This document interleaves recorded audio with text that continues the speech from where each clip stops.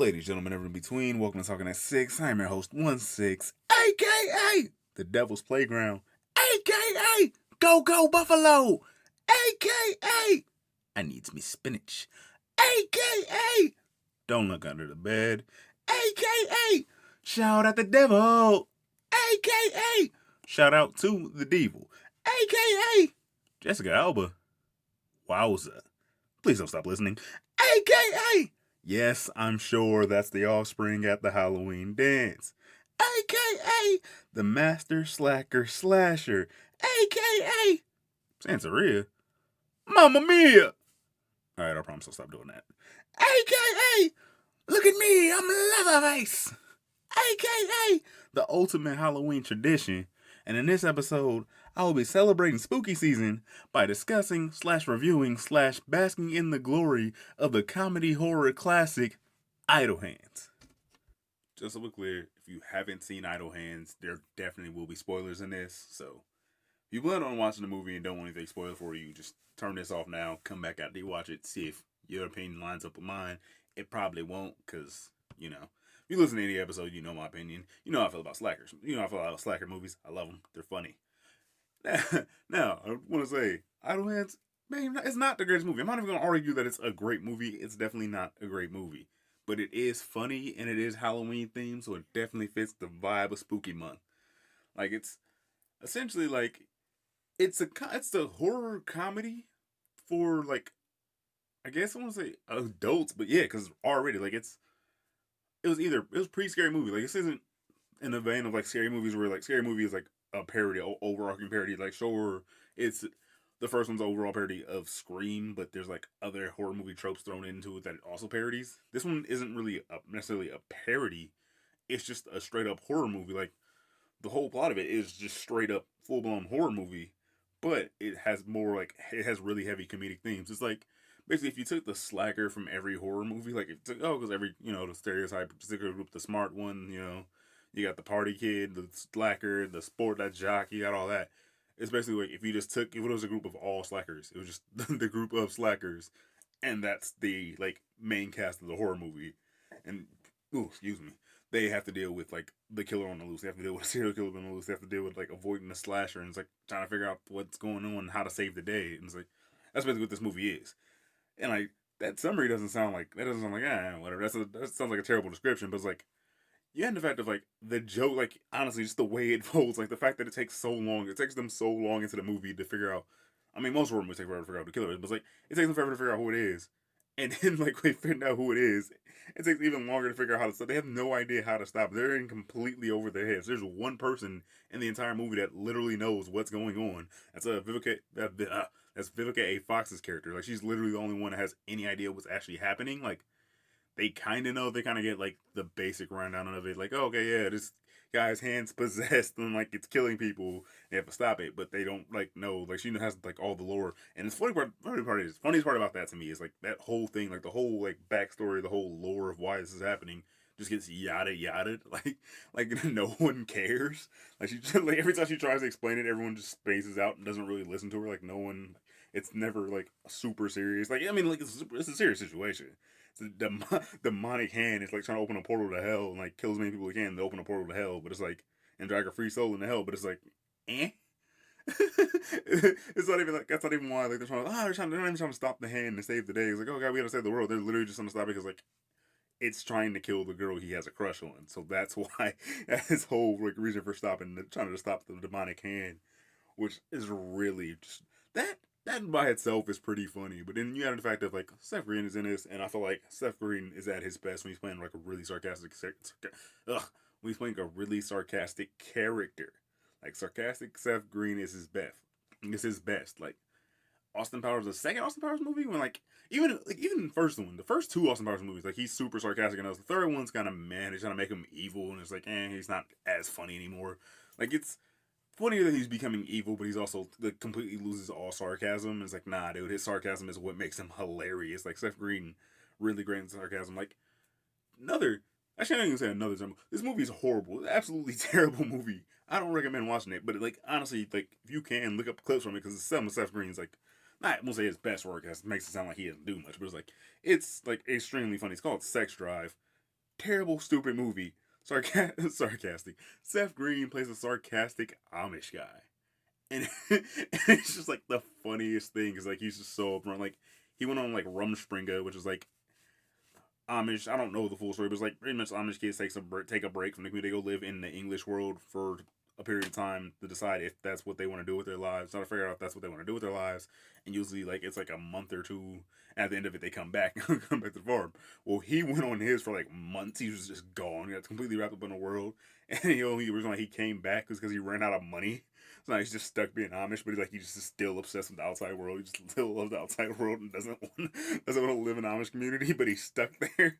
But he's just like really sarcastic and like he like helps the main character, blah, blah, blah, like his car breaks down, helps him fix his car, and then like he like guilts him into helping him do work. It's like, oh no, it's fine, you know. We'll just do all these chores, you know, that we had to put on hold. We'll help fix your car, you know. It's fine.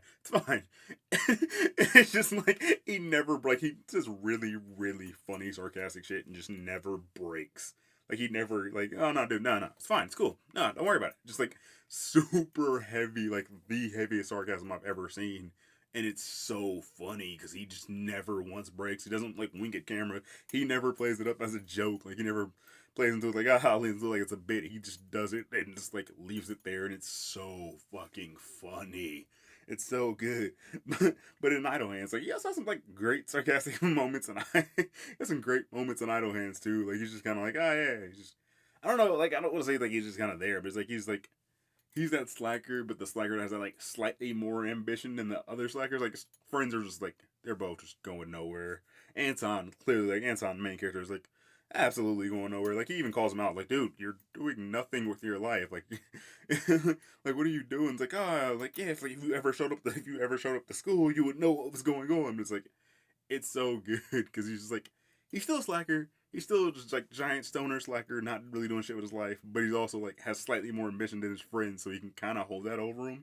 But but also like he just plays it really well. Seth Green plays a slacker really well. Like I'm not saying like oh that's all he good at. He's limited, but like Seth Green's fucking great, man. He doesn't get the credit he deserves, especially for playing that character, for playing that role, playing those like types of characters, and Robot Chicken. Robot Chicken gets a lot of credit. Robot Chicken is awesome, and Robot Chicken gets a lot of love and like a lot of promo, a lot of shout outs to that, and like it's doing great, it's going strong. But seriously though, like movie role Seth Green, like he doesn't get necessarily the highest profile movies or like the biggest roles. Like he's usually not like a star. You don't really see him in a lot of main roles, like a lot of starring roles. But like support character Seth Green's really awesome. He's like supporting Ryan Reynolds, like how Ryan Reynolds is in like Van Wilder, like how Ryan Reynolds is like the sarcastic, like pretty boy, like main character, like starring role, leading man role. Seth Green has that same energy, but in a supporting role. And I'm not saying that like in a negative way. I mean like it's a really like I mean in like a really great way. Like honestly, I hate to say it, but Seth Green really carries this movie for me. Like a lot of it is just like his reactions to things, like his like reactions to moments, just the way he does it. Like he honestly has my favorite line in this movie. It's like when he grabs the carving knife and he's like it's still plugged in and he starts revving it. It's like look at me, I'm Leatherface. It's just like complete fail, but God, that movie like that line sticks with me to this day. Like no matter what, like I always quote that line randomly because it's just so fucking funny. It's just like the dumbest, stupid shit. Like, but it's hilarious, dude. It's just look at me, I'm Leatherface. It's a fucking carving knife. It's so great, dude. And like, honestly, like, I'm not gonna lie, his death in this movie was kind of weird. Like a lot of the special effects, not a lot, but like most of the effects in this movie are kind of weird, or kind of like so aren't the greatest. Like this movie, like it's weird. It's an R-rated horror movie, but like 90% of the kills are like either off screen or like just out of frame or like framed in a way where like, you just barely see anything happen. Like you don't really see. I'm not even saying like I'm not arguing for gore. Like I'm not like huge fan of gore or anything. But at the same time, it's also almost like damn, dude, like more than half the kills in this movie happen off screen. And you're just left to like, left your imagination to figure it out. Yet this movie's still rated R because of like I'm gonna go ahead and I'm guessing it's probably because of the language. Like I mean, like still like yeah, I get it. Like oh yeah, strong language, but at the same time it's like, come on, man, this movie could have like tone it down slightly. This movie's a PG-13, and it might have did say it might have done slightly better. Like it wouldn't be like it would still be idle. It'd still be what it is, but it wouldn't be like seen as like such a joke. That makes sense. Like a PG-13 horror movie, you don't have high expectations for. R-rated horror, most horror movies are rated R, but like R-rated horror movie, like you're expected to be on a certain level. And not saying this movie like, oh, this movie doesn't live up to the position. I'm saying like you expect to go in and see a certain amount of something, like a certain amount of scary, or like a slasher, or like vibes, or like a certain vibe with it. But a PG-13 horror movie, like you expect the cutaways, you expect the kills to be on screen. Like already horror movie, you expect the kills to be on screen. Like you're expecting to see that shit. Like you're expecting like, oh god, have to look away because of how fucked up it is. But this movie doesn't really have that. But it also does what it makes up for. It's like it's really funny. It has really comedic timing. It has really great moments. Like there's a moment after like Anton buries everyone in the backyard, and like they're calling to him from the grave. It's like what? You're dead. It's like, no, I'm not. You just knocked me out. And like they finally grab up the grave and they grab the shovel and they smack him in the head. And like when he finally comes to, there's like on his couch watching TV and his friends are like undead. They're sitting on his couch eating snacks and watching TV. He's like, dude, you knocked me out. Oh yeah, sorry, but you killed me. So I said, you killed me. It's, like, it's so great. Like that exchange is hilarious to me. It's like, dude, you're mad at your undead friend that you murdered and then buried in your backyard, came back to life and knocked you out. You fucking murdered him. Like you don't get to be mad. It's so like that's a great moment. But also the effects with Panub, like his head when his head gets cut off, his like his headless body carrying his head around is honestly like I'll say a lot of the effects and a lot of special effects in the movie aren't that great.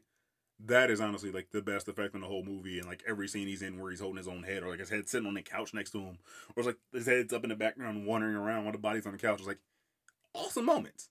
Those are really awesome. There's one part where like his head's on the couch in the living room, his body's in the kitchen, like trying to pour chips into the neck hole, and it's just like that's great. No, I get it. Like, oh yeah, the cold couch thing's like super easy, but it's like when he's holding his own severed head, like, and it's like head is like upside down. It's awesome. Like when the cops show up, and he's like, the cop fucking shoots him in the severed head. Like, not only first off, the guy's head is clearly off his body. Why'd you shoot him? You shot him in the head. That's not even in the body. You shot him in the severed head. He's like, well, I was gonna say listen to the officers, but now I think you should kill him. Yeah, kill him, Anton. Just egging him on to kill more people. It's so stupid. But dude, this movie like it's great, and I'm like, I don't know. I can't 100% confirm this, but I'm like pretty sure this entire like plot is based off of a part of Evil Dead 2 where Ash cuts his hand off. Where Ash's hand is like he's in a fight with his own hand, he has to cut his own hand off. And like literally like they almost not directly, but they kind of mimic that scene where Anton's like after Anton's buried everyone, he's like trying to watch TV and like him and the possessed hand are fighting over the remote, and eventually like he wins. He's like, ha! So the possessed hand just picks up the cat by the tail and just flings it out the window. It's just like so over the top and unnecessary. But like moments like that, really funny. That was hilarious. Super unnecessary. Which also leads me to another point of like Jessica Alba in this movie. Ugh. I mean not like it's not bad acting. More of like the character just does nothing. Like her character has like one badass moment, but it's triggered by someone else. Is when her and her friend are running from the dance. Her friend's like, "We got to go through the vent to get out of here so we don't die." But then they get to that giant fan, and her friend starts freaking out and crying. Doesn't want to go down, and just like it's her idea to like put the shoe in it to block it and like climb down the rope and get out. That's a badass moment, which is then completely erased by her fucking like all her dialogue in that scene after she gets out of the vent, and just her screaming. Like, I'm not saying like, oh, that's bad. Like, oh, like if someone else screams, like, no, just like, why does she scream all her lines there? Like, it makes no sense. But also, I gotta say, like, I hate to say it, but by far the worst part, the worst thing she does in this movie is when they're at the dance and the fucking offspring is playing "I Want to Be Sedated." And everybody else is like like upbeat, just happy, dancing, like jumping around, having a good time dancing. And Jessica Alba's like staring to like she's like facing the camera because clearly it's about her, but she's like slow mo, like sexy dancing almost. It's like that car commercial that Dave Chappelle made fun of on the first episode of Chappelle Show, like the very first skit of Chappelle Show, where he makes fun of that like that chick dancing in the car from like that Nissan commercial. It's like, what the hell are you doing? It's like rave dancing in the car and he kicks her out. It's almost like she's dancing like that, but slower. It's like basically she's doing that shit, but slow and trying to look sexy, and it just looks really weird and awkward because like her friends next to her just like bouncing around like super high energy, and like it just makes no sense whatsoever. Like I kind of feel like I feel bad saying that, but it's also like looking back, like I thought like while prepping, like, I watched. After watching Idaho, I was like, started thinking about like, oh man, I was like, oh man, I feel bad about that, you know? I feel bad I kind of shouldn't have just got like that. But then like I started thinking about like every character she's ever played in any movie I can think of that I've seen, like in Sin City, her character really kind of did nothing. The Fantastic Four, like she's the Invisible Woman, but most of that movie is her like kind of just there in scenes. Like Mr. Fantastic, the Human Torch, and the Thing kind of all just constantly fight with each other. Like in the first one, it's kind of them just arguing about the situation with each other, and the second one's like them swapping powers and like more arguments with each other. Like her character's kind of just there most of the time. Maybe I'm remembering it wrong. I haven't seen those movies in forever. But I'm like 90% sure she didn't really do shit in Sin City. And then there's also, she's in Love Guru, which, terrible movie. If you haven't seen that, do not watch it. It's absolutely terrible.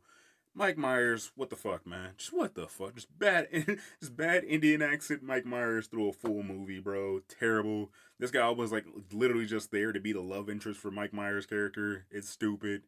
Vern Troyer's in it, and like, and the whole joke is like he's the like the man. He's like the coach of the hockey team, or like the owner of the hockey team, or some shit. Like he's like higher up. He's in charge of the hockey team. And the whole joke with him is that he's short. Like his office and the ceiling is super small, but it fits him standing up, but no one else can stand up in his office. And it's just like, bruh, these aren't good jokes. Low hanging fruit. I gotta say, the best part of the Love Guru though is Justin Timberlake.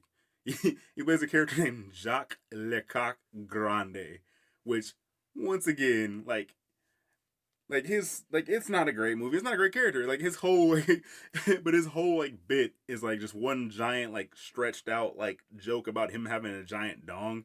No pun intended. But like that's literally his whole entire character. Like his character's entire like personality is based on that. It's like him being like super cocky and like French Canadian and like making jokes and just like he has a tattoo that says the man and another one that says the legend, and it's like it's so stupid. Like it's terrible, but it's funny, and it might just because it's JT, like the way he does it, it's charismatic. It doesn't save that movie. It doesn't really help that movie. That movie is absolute hot garbage. Do not watch it at all. But Justin Timberlake in that movie, like he was funny. Like he was legit funny. His character was funny, and like a full movie of that, like him as a main character would be too much. Of that character's like the lead of that movie would be too much. It'd be too far. But at the same time, like it's the funniest part of that really unfunny movie, which like I guess isn't really saying a lot, but like that character in a different movie would hit way better, would hit way harder, dude. It'd still be like you know, it would get acknowledged. But God, the Love Guru is so bad, bro. Like I can't even dive into it. That's not what this. That's not what this is about. It's about idle hands and how fucking Anton's neighbor, the dude across the street who has the Ford, is like, oh yeah. And like, you know, he has to like just constantly name drop. It's like, oh, yeah, this neighbor's like, oh, I'm working on my truck. It's like, yeah, so I'm working on the Ford. Ford. Like just name drops Ford every time he talks about his truck. But the funniest part is that like every time he starts up his truck or like he's near his truck or you see his truck for some reason shout at the Devil's playing. Like it's not like all he listens to is that one song. It's not even like, oh, it's a bunch of Motley Crue. It's literally Shout at the Devil. It's the only song that plays when that truck is on screen ever. It's so stupid. It's like so on the nose, dude. But like there are some really great movies. There's great like music scenes in this movie. Like there's a one like when Anton goes across the street to Penup's house and then, like he comes to the basement and like Santoria's playing. But then like Jessica Alba's character shows up and like shows her driving by and like a different song's playing. And then it cuts back into the basement and Santoria's still playing in the exact spot where it left off at when it cut to the different scene. And I don't know if that was like intentional, like the song is supposed to be like actually playing in the room, or if that was just like editing, like just edit the song in there. But that's dope. But man, like like I don't know, like I don't know what it is about this movie that why I like it so much. Like it's funny and it's stupid. And a lot of it's just like, what the fuck? Why? Like, why? What is this movie? Like, I guess it's just the fact that like I like slacker comedies. I like the stupid comedy. Like, I like Pineapple Express and Superbad, like those movies, like before we got those, this was what we had. We had this before that. Before that, we had Accepted, and this is like essentially like, oh, what if you took like those comedies? What if you took Superbad and made it a horror movie? What if you took Accepted, took the cast of Accepted, and took the not the cast, but took the characters from Accepted, and put them in a horror movie with like the same dynamics, the same like, they don't really like, oh, I don't know, like don't really know where they're going. It's kind of goofy, like kind of just like screw up, kind of goofball like antics, and put that into they're the only, not just the main characters of a horror movie, but the only characters in a horror movie. Like, and they have to survive, and they have to figure out who the killer is. And turns out one of them is the killer. So not only is it a bunch of idiots like running from the killer is one of the idiots. Like, you know what I mean? Like, just that whole dynamic of like, oh yeah, it's a horror movie that no part of this movie takes itself seriously. Like, absolutely no part of this movie takes itself seriously whatsoever. Like, they literally saved the spoiler, major spoiler. If you stuck at this part after I told you about spoilers in the beginning, whatever. But major spoiler, they they saved the day by blowing weed smoke up into a hand puppet that the hand is in, that the possessed hand is in, and getting it high. And that's somehow how they say that, like, they kill the hand, but they're using like ancient like dagger, ceremonial dagger is designed for killing it. But like, that's how they stop the hand, is by getting it high. And it's just like, what the fuck? It's the dumbest shit. Oh, also, almost completely glance over the fact that the whole reason why Nick, no, is it Nick or Mick? Fuck, I can't remember. Anyway, the reason why Anton's friends came back from the dead after he murdered them, because they were too lazy to walk towards the light to go into heaven. It's like, yeah, it's like, it was all this really, this music playing and this bright light, but it was just, it was just so far. Like, they literally don't go to heaven. They don't cross over into the afterlife because they're too lazy to walk towards the light. Which, like, yeah, it's like, now it seems like a really stupid, easy joke. But I mean, it was okay. It is a stupid, easy joke, but still, it's funny. Like, oh man, it's an easy joke. But name someone else that did it. Like, no one else did it. It was easy. This was before Harold and Kumar, like, when they're like, oh yeah, like 3 doors down away from the apartment door, and don't want to go back. This predates that. Okay, like, I get it. It's an easy joke because it's super. Oh, blah blah. It's like, yeah, but you gotta realize this movie predates a lot of the other shit. Pretty sure it predates Scary Movie. Like, and this movie was never billed as a parody. It wasn't like booked as, oh, look, this movie's making fun of horror movies. This movie literally is just a horror movie that makes jokes, that makes nonstop jokes. Like, it's honestly, I feel like it should be flipped. It should be seen as a comedy that has horror elements versus a horror movie that has comedic elements, because it's more comedy than horror. It focuses harder on the comedic elements of it and makes more of an effort to be funny than it does to try to be scary. But it does, like, attempt to have scary moments. Like, it attempts to have, like, those, and it doesn't even attempt to. It has intense moments. It has tense moments of like, oh my god, like a moment of tension and suspense, and like, it's awesome. But one of my favorite, not my favorite, but like a really great running joke is like, after he cuts his hand off, like he traps it in the microwave and like cooks it. And then Mick and Penelope come back, and like they go to make burritos, and like it just lunges out of the microwave at him and smashes through the window, and they just ignore it. And Anton comes back and he opens the microwave. He's like, "What? No!" It's like, "Oh, what, man? Sorry, dude. There are only 2 burritos." Like, "No, you let the hand go, you idiots!" And he's like, and they're just like, "Man, fuck you." And then it happens again at the school, and like he's like in the art room, and he has the hand trapped, and they fall out of the ceiling. They fall out of the ceiling and land on him. He's like, you dumbass, you guys, you let it go again. And there's, fuck you. Alright, then fuck you, and go to leave. Like, they fucked up and ruined the day, and he calls them out on it, and their response is just to say fuck you and leave. Like, their response is just to get mad at him for telling them how they messed up. It's so stupid. And then at the end, honestly, definitely top 5 moments. It's at the end when the car's like all the way at the ceiling on the lift, and like they lean on like the like possessed hand finally drops off the handle, and it just instantly drops it and smashes him. It just straight drops down and smashes. It's like, that was not my fault. That should have came down a lot slower than that. Like, it raised up super slow. But it's also funny because like they timed that horribly wrong. So cut to like, he keeps getting like Jessica Alba on the car, cut back to the struggle, and keeps cutting back and forth between her and the struggle. But it's like it cuts back to her like 4 times where like she should already be crushed. There's like at least 3 separate cuts where it cuts to her on top of the car, like where she should like almost touching the ceiling, where she should be crushed by this point. Like, at the speed it was moving, she should have been crushed, but they did they didn't like put enough. They didn't like factor it in enough time with the movements before the fight scene that was going on. So it's like just super obvious cuts where like it didn't move at all, where it should have been still moving, but like it cut away and it didn't move. It was in the same spot it was in, but it was in before. It's so funny. But it's like, there's another thing I want to touch on. Like, kind of not related to the movie, kind of related to the movie, but kind of reminded me like I was kind of reminded by Jessica Alba's character in this of like it's not just limited to women because there's dudes that do it too, and like it all depends on the main character and the character point of view. But like it's always like the person the main character has a crush on, like in more common in TV shows and it happens in movies too, like where there's like unobtainable person that they have a crush on. It's like seems like they're way out of the league, and then eventually they get with them. It's like oh, you usually don't see it in movies, but like in TV shows, like in regular show, Mordecai had a crush on Margaret for like seasons, and then eventually like they start dating, but then they break up, and then like she comes back to town, and like they start hanging out again, and they're just friends. But then you realize Margaret has like no personality. Like her whole thing was just to be like the person Mordecai has a crush on. Mordecai has a crush on, and like that was her whole like character. That was her whole personality. That was all her characteristics. Like that was everything about her. But then like when they bring her back and like they're friends and so I get to know her more and realize she's just like a shit character, dude. Like she's not like it's like oh she's better than characters. Like just as a person she has no like as a character she has no personality. That's just who she is. But because like you only saw her through like the rose tinted glasses of like Mordecai wanting to date her, you realize, oh, you have nothing in common with her.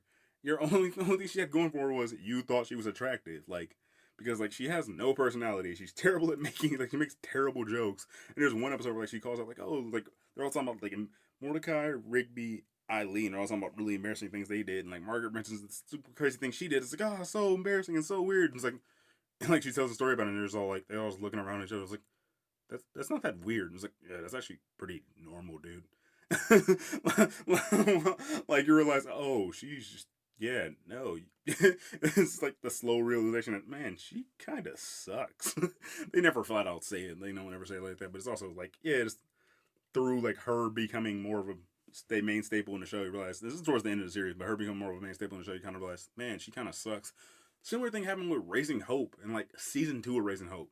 Not gonna get into a full story, but long story short, like the main character starts dating a girl he has a crush on, and like they take her like they make her super weird, it's like her like weird habits and like, oh yeah, she has weird quirky things about her too, and it's just like, no, they're not. It's not even like oh she shouldn't because like oh she should be hot and not have anything weird. It's like no, it's just like they're not funny, they're not like good like quirks, they're not like, and I don't mean like good like oh they were better like no, I mean like they're not like funny like well developed things. They're just like kind of just like we need something random for this week's episode to be a problem. So here, it's like throwing shit at a wall that makes no sense. Like you just dump random problems onto a person and call it like, oh, remember this thing that's always existed? It's like that. No, like, oh, well, you didn't know this about her, but she's always had this crazy phobia of like water, and it's like, what are you talking about? Like, I hate when shows do that when they take a character that's just because they had no real personality. They were just they were a background character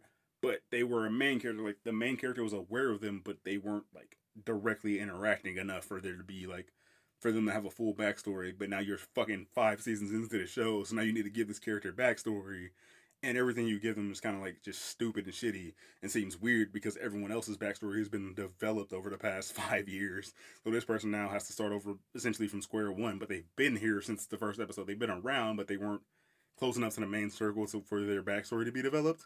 And honestly, you realize that's just in general. I guess it's not even a question. That's like even like you just bring in you try to make a side character more of a main character with more of a backstory, but shows always do it too far into the series because like oh this is usually like, they didn't know they were gonna run that long or like they weren't a main character we weren't focusing on them. So now that we do focus on them, it's almost weird that we have to like reset. You have to either set everyone else, set all the main cast back to that level, or like slow the show way down and like almost spoon feed this person like rehash things that have already been sorted out for main characters. They got to fall back into old like problems or like old plot holes that they had before to help this character catch up. Which, okay, I will admit I got completely off topic on that one, but like that's a pet peeve of mine. It's like issue I have, and it's technically relevant because it is kind of obvious. Like it's essentially what Jessica Alba's character is like in this movie. She has no real personality at all. Like there's no real background, there's no real backstory, there's nothing other than like, oh, she's lived on the same block as him. Also, can we call out the fact that like this movie must have had a tiny ass budget because there's like barely any like background characters. There's barely any extras. There's very few actual like different scenes. Most of the movie takes place in Anton's house, and then like the bowling alley in the Halloween dance are like the only real group shots in the entire movie. And it's like they all live on the same street, they all live by each other, but like you don't see anyone out walking on that street ever. Like no one's jogging, no one's walking their dogs, no one any of the other houses comes outside, no one like checking their mails. Like, don't get me wrong, I'm not saying like, oh, the streets to be flooded with people, but it's also like, and I get it, like, oh, there's the curfew for 9:30, but they're out during the day. There's a couple shots where they're out during the day, and there's just no one outside. Like this neighborhood's completely empty. Like, and it's like a nicer, like a nicer, almost nicer suburban, like nicer suburban area. Like you should see some people outside. You should see kids outside. Something. You should see like there should be some kind of other teenagers out. Like these kids are on high school, but there should be some other kids on the block or something. Some like younger kids outside or something, or like even other adults, like or parents, like someone. There's no one on the street. The street is entirely empty for most of that movie, and I think that might just be a budget issue, which could also explain like the kills being off screen and like the limited effects, like limited visual effects, and like a lot of the things that like I want to say are problems, but kind of are problems for this movie because it does like watching it, rewatching it, like I think it's funny, it's great. It's one of those things that also might be better in memory, but like if you haven't seen it, if you've never seen it, or if you haven't seen it in a long time, just give it a shot, check it out. It's definitely worth the viewing during Halloween. Like it'll definitely get you spooky season vibes. Don't make it your main movie. Don't make it like don't make it your main big plot plan. But like you got some extra time to kill, or like you just want to watch something like mindless in between watching like horror movies, or you got something like throw something on during the day. Check out Idle Hands, man. Give it a watch. You might get a giggle or two out of it.